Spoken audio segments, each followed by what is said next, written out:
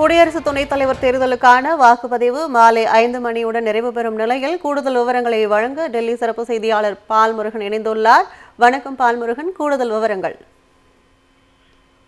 காலை 10 மணிக்கு தொடங்கிய குடியரசு துணைத் தலைவர் வாக்குப்பதிவு சற்று முன்னர் முடிந்திருக்கிறது. 5 மணிக்கு வாக்குப்பதிவுகள் முழுமையாக முடிந்திருக்கிறது.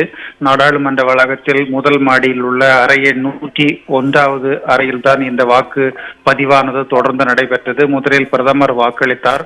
அதனைத் தொடர்ந்து பல்வேறு கட்சியினர் வரிசையில் நின்று வாக்குகளை அளித்தனர். காங்கிரஸ், திமுக உள்ளிட்ட கட்சியினர் முழுமையாக வாக்குகளை பதிவு செய்திருக்கிறார்கள் என்பது குறிப்பிடத்தக்கது.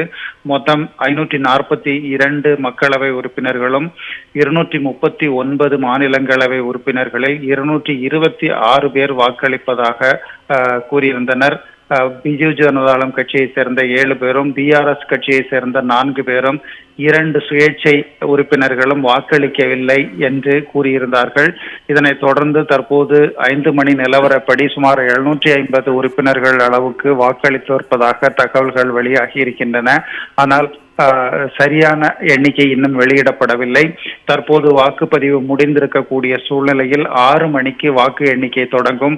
சுமார் 8 மணி அளவில் வாக்கு எண்ணிக்கை முடிவுகள் வெளியிடப்படும் என்று எதிர்பார்க்கப்படுகிறது.